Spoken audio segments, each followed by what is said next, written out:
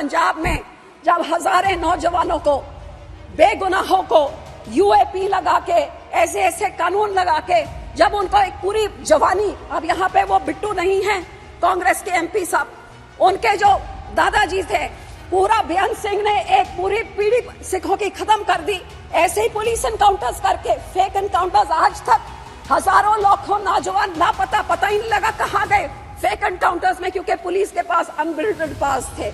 हमारे अकाल तख्त साहब के ऊपर इंदिरा गांधी के कहने पे जब वहां टैंकों तोपों से चढ़ा के हमारी सबसे जो धार्मिक स्थान है उधर जिस तरीके से टैंकों तोपों के साथ अटैक किया गया, गुरपुरब के दिन जब वहां पे श्रद्धालु थे उनको कत्ल करके सारा सरोवर लाल कर दिया खून से, ये एक स्टेट स्पॉन्सर्ड, जब प्रधानमंत्री अपने ही लोगों के ऊपर, तो क्यों आज तक इंदिरा गांधी के ऊपर क्यों कोई कानून नहीं लगा?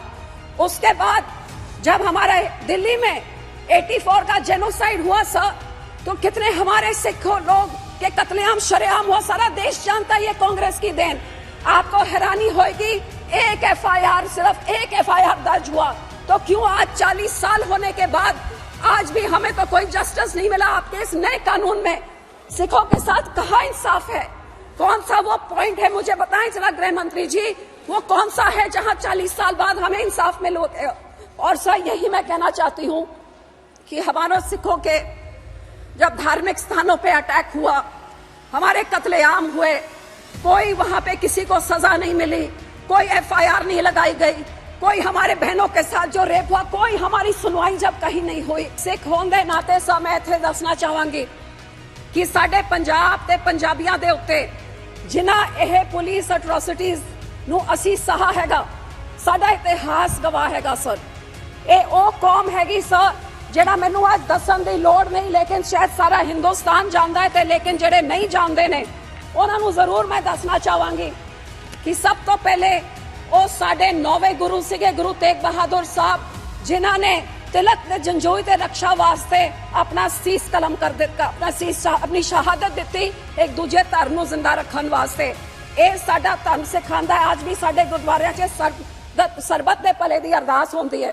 अब इधर ही इस हाउस में आपने देखा कुछ नौजवानों ने कुछ दिन पहले क्या किया, क्या कह रहे थे वो नौजवान कि हमने अपनी बेरोजगारी, मणिपुर या फार्मर्स के बारे, तो नौजवान अपने भावनाओं में बह के उस समय उन्होंने कुछ कदम उठाए।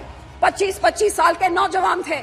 हमारे बंदी सिखों की मैं बात कर रही हूँ और बहुत विनम्रता से मैं बात कर रही हूँ, क्योंकि इस पूरे कानून में आज भी उन बंदी सिखों के इंसाफ के बारे में कुछ भी नहीं है सर। जो पंजाब के इस माहौल में जिन्होंने उठ के भाई राजूआना जी जैसे, दविंदर पाल सिंह भुल्लर जैसे, गुरदीप सिंह खेरा जैसे लोगों ने जो कोई कदम उठाए सर, जो उन्होंने कोई कदम चके, वो क्योंकि पंजाब के हालात हो जैसे गए, ते हुण उन्हां सारियां नूं 28-28, 30-30, 35-35 साल हो गए, वो जेल च बैठे हुए ने। So where in the constitution और where in legal prudence does it say that you can just be imprisoned forever without any, आपको कोई इंसाफ ना मिले? ये तो ह्यूमन राइट्स की वायलेशन है, ये एक इंसान की इंसानियत की वायलेशन है। यू मस्ट नो सर, 28 साल से जेल में बंद हैं क्योंकि उस टाइम 84 के दहाकों में उन्होंने कोई कदम उठाया, कोई कंस्पिरेसी करी। 28 years he is lying in a prison in an 8x8 cell for 12 years. His mercy petition is pending. No decision is being taken. The court tells the government to take a decision. The government doesn't take any decision. And now the new law says, besides his family, nobody can apply for it also. If the person has no family, sir, उनके माँ बाप जे मर गए तो कौन करेगा? ये कहाँ से आप ये लेके आ रहे हैं? और 12-12 साल कोई उसका फैसला ना हो तो इससे बड़ी बेइंसाफी क्या हो सकती है? जी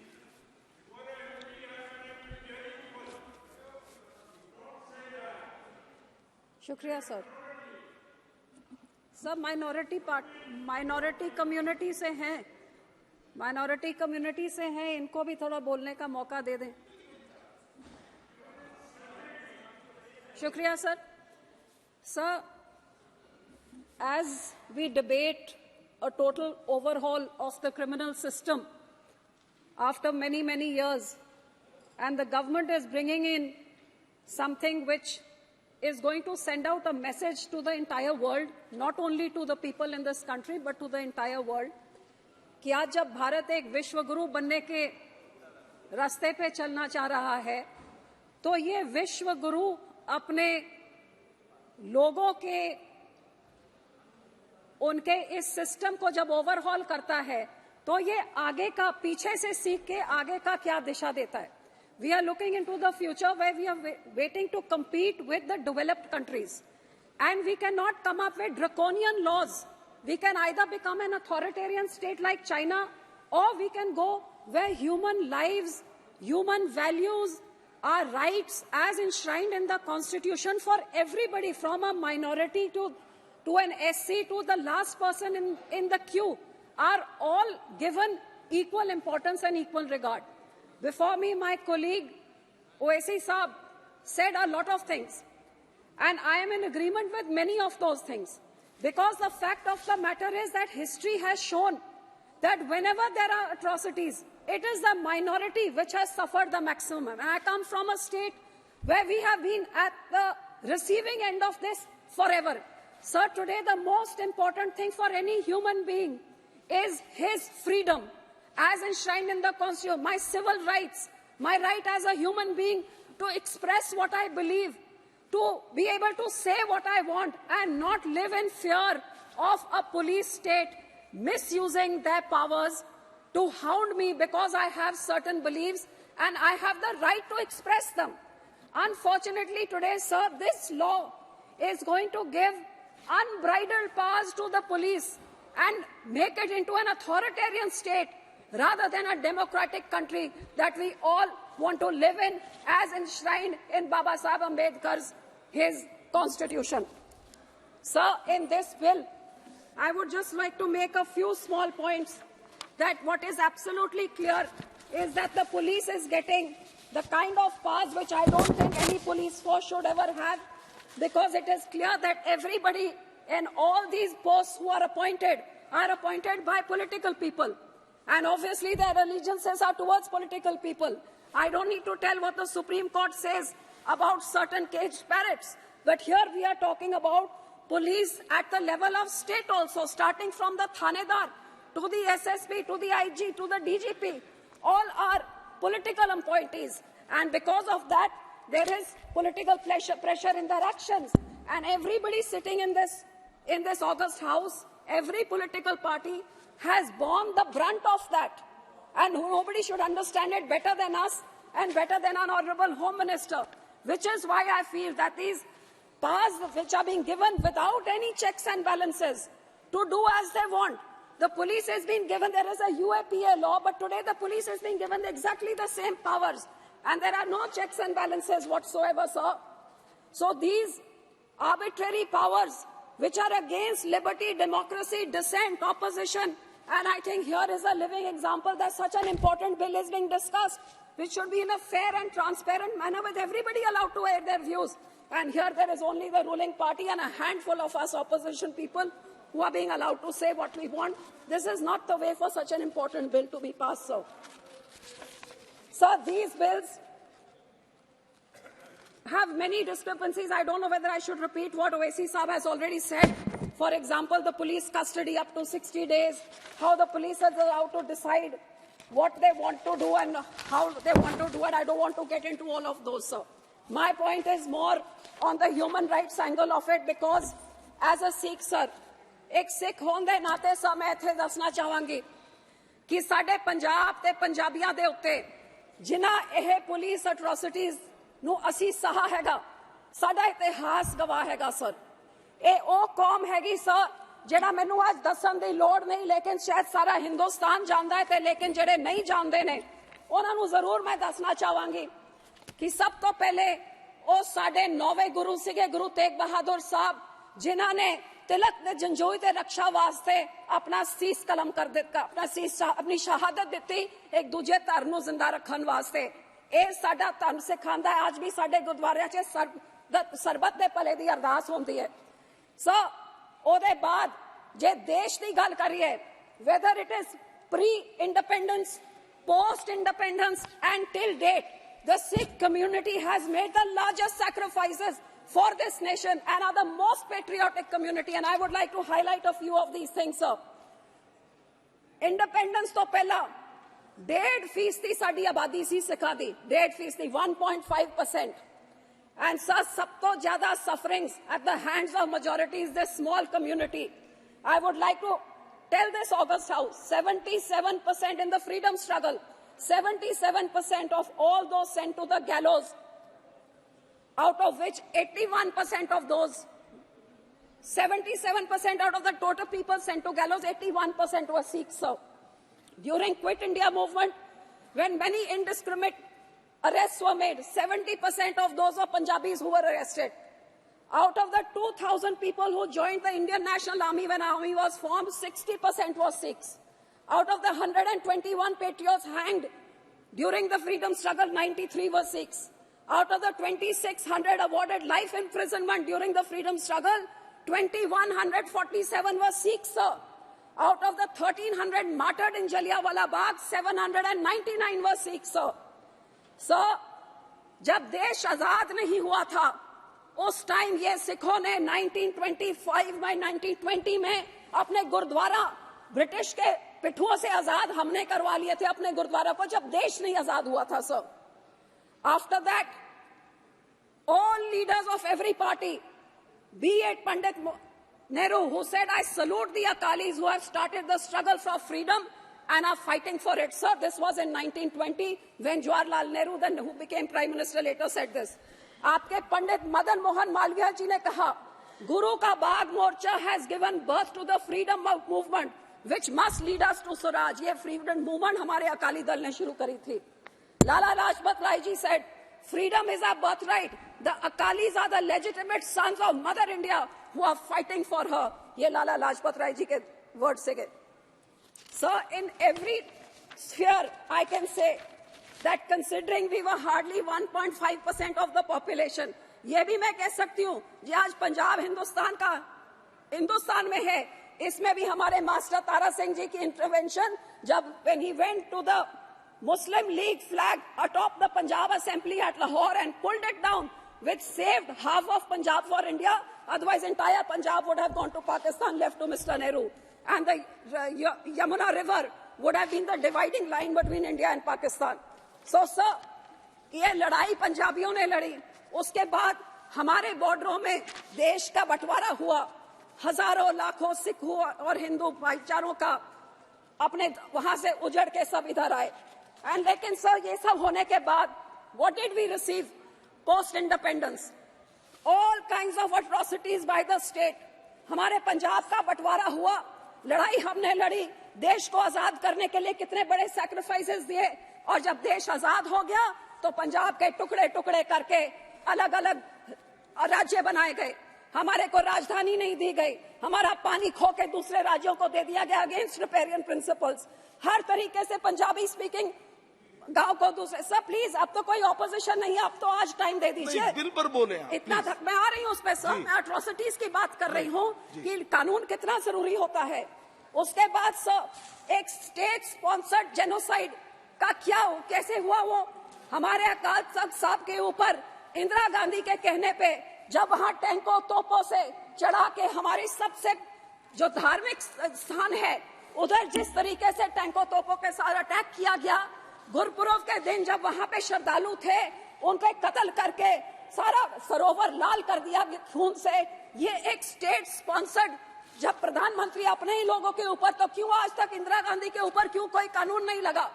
उसके बाद जब हमारे दिल्ली में 84 का जेनोसाइड हुआ सर, तो कितने हमारे सिख लोग के कत्लेआम शरेआम हुआ, सारा देश जानता है ये कांग्रेस की देन. आपको हैरानी होगी, एक एफआईआर, सिर्फ एक एफआईआर दर्ज हुआ, तो क्यों आज 40 साल होने के बाद आज भी हमें तो कोई जस्टिस नहीं मिला? आपके इस नए कानून में सिखों के साथ कहाँ इंसाफ है? कौन सा वो पॉइंट है, मुझे बताएं जरा गृह मंत्री जी, वो कौन सा है जहां 40 साल बाद हमें इंसाफ मिल होते? और सर यही मैं कहना चाहती हूँ कि हमारे सिखों के जब धार्मिक स्थानों पे अटैक हुआ, हमारे कत्लेआम हुए, कोई वहां पे किसी को सजा नहीं मिली, कोई एफआईआर नहीं लगाई गई, कोई हमारे बहनों के साथ जो रेप हुआ कोई हमारी सुनवाई जब कहीं नहीं हुई. और इसी तरह पंजाब में जब हजारों नौजवानों को, बेगुनाहों को यूएपी लगा के, ऐसे ऐसे कानून लगा के जब उनको एक पूरी जवानी, अब यहाँ पे वो बिट्टू नहीं है कांग्रेस के एमपी साहब, उनके जो दादाजी थे, पूरा बेअंत सिंह ने एक पूरी पीढ़ी सिखों की खत्म कर दी। ऐसे ही पुलिस एनकाउंटर्स करके, फेक एनकाउंटर्स, आज तक हजारों लाखों नौजवान लापता, पता ही नहीं लगा कहाँ गए फेक एनकाउंटर्स में, क्योंकि पुलिस के पास अनबिल्डेड पास थे। तो इस तरह के विदाउट चेक्स एंड बैलेंसेस बाहर कितना बड़ा नुकसान कर सकता है, ये हमें पंजाबियों में देखा। और सर, जब ऐसे हालात थे, जब नौजवानों को मारा जा रहा था पुलिस से, कल क्यों आपको हैरानी होगी, कल की कहानी, एक ऐसी लेडी 19 साल की, उसके हस्बैंड को उठा के मार दिया पुलिस एनकाउंटर में। और अब कितने 30-40 साल बाद आज थानेदार से लेके डीजीपी तक, आईजी तक, सबको पुलिस ने अब जाके अदालतों ने उसको इंसाफ दिया, क्योंकि फेक एनकाउंटर था, फैब्रिकेटेड था, उसको एक टेररिस्ट बना के उसका एनकाउंटर कर दिया। तो ये तो लाखों हजारों से हर घर की कहानी थी पंजाब में 80 के दहाकों में। और सर, जब ऐसा माहौल था, जब नौजवान मारे जा रहे थे, तो उन लोगों को रोकने के लिए जो हमारे सब सिर्फ कुछ सुझाव कुछ देना चाहती हैं? जी सर, मैं उसी पे आ रही हूँ सर, उसी पे मैं कहना चाहती हूँ। जब ऐसे का माहौल पूरे पंजाब में 10-12 साल चल रहा था, तो कुछ नौजवान, अब इधर ही इस हाउस में आपने देखा, कुछ नौजवानों ने कुछ दिन पहले क्या किया, क्या कह रहे थे वो नौजवान कि हमने अपनी बेरोजगारी, मणिपुर या फार्मर्स के बारे, तो नौजवान अपने भावनाओं में बह के उस समय उन्होंने कुछ कदम उठाए। 25-25 साल के नौजवान थे, हमारे बंदी सिखों की मैं बात कर रही हूँ, और बहुत विनम्रता से मैं बात कर रही हूँ, क्योंकि इस पूरे कानून में आज भी उन बंदी सिखों के इंसाफ के बारे में कुछ भी नहीं है सर। जो पंजाब के इस माहौल में जिन्होंने उठ के भाई राजूआना जी जैसे, दविंदर पाल सिंह भुल्लर जैसे, गुरदीप सिंह खेरा जैसे लोगों ने जो कोई कदम उठाए सर, जो उन्होंने कोई कदम चके, वो क्योंकि पंजाब के हालात हो जैसे गए, तो हुण उन्होंने सारियां नूं 28-28, 30-30, 35-35 साल हो गए, वो जेल च बैठे हुए ने। So where in the constitution or where in legal prudence does it say that you can just be imprisoned forever without any, आपको कोई इंसाफ ना मिले? ये तो ह्यूमन राइट्स की वायलेशन है, ये एक इंसान की इंसानियत की वायलेशन है। Sir 1 minute, 5 minute sir. Sir, here I want to say that in the mercy petition, जो आपने mercy petition के बारे में कहा है, सर फॉर एग्जाम्पल हमारे भाई राजूआना, यू मस्ट नो सर, 28 साल से जेल में बंद हैं, क्योंकि उस टाइम 84 के दहाकों में उन्होंने कोई कदम उठाया, कोई कंस्पिरेसी करी। 28 years he is lying in a prison in an 8x8 cell. For 12 years his mercy petition is pending. No decision is being taken. The court tells the government to take a decision. The government doesn't take any decision. And now the new law says, besides his family, nobody can apply for it also. If the person has no family, sir, उनके माँ बाप जे मर गए, तो कौन करेगा? ये कहाँ से आप ये लेके आ रहे हैं? और 12-12 साल कोई इसका फैसला ना हो, तो इससे बड़ी बेइंसाफी क्या हो सकती है? जिस करके सर आई वुड से कि ये आप मर्सी पिटिशन वाला, तो I would appeal to you sir, जो 8 बायास की चक्की में 28 साल, 25 साल से अब 60-65 साल उनकी उम्र हो गई, और सुप्रीम कोर्ट कहता फैसला दो, और सरकार कहती है anti social elements are a problem to society. तो सर कई लोग ऐसे जिन्होंने बेअंत सिंह की हत्या में थे, उनको बाय लॉ लीगली अपने तरीके से उनको पैरोल भी मिल गया, वो अपने घर पे भी रह रहे हैं, अदालत ने उनको घर भेज दिया, राजीव गांधी के किलर भेज दिए। तो जब उनको कोई सोसाइटी ने उनसे कोई प्रॉब्लम नहीं, गुड कंडक्ट उनके प्रिजन में रहा, तो क्यों नहीं ऐसे लोगों को फ्री करा जाता? Sir just 2 minutes more. Sir गुरु साहब के 550 सालों पे सरकार ने इस चीज का वादा भी किया था। आज इस कानून में मुझे कुछ नहीं दिख रहा कि when remission has been granted, when these prisoners are going to be set free, which you promised in 2019, आज तक नहीं हुआ। बल्कि आप यूएपीए उठा के आप पूरा पुलिस को वो पावर्स दे रहे हैं, जो पुलिस आज भी उठा के कोई भी चीज, किसी को भी टेररिस्ट, 2019 पे आपने लॉ को रिवाइज किया कि पहले एक टेररिस्ट ऑर्गेनाइजेशन होती थी, अब किसी भी इंडिविजुअल को आप टेररिस्ट कर दें। इसका मिसयूज पंजाब में तो रोज ही हो रहा है, देश में भी देख रहे हैं, किसी को भी टेररिस्ट। आपको हैरानी होगी कि पंजाब में कुछ बच्चों ने सिक्खी का प्रचार करने के लिए कुछ पैम्फलेट घर पे मिले, तो उनपे भी यूएपीए लगा दिया और फिर उठा के दूर दूर भेज देते हैं। रमेश विदुड़ी जी, सर मैं अपील करती हूँ कि इस कानून का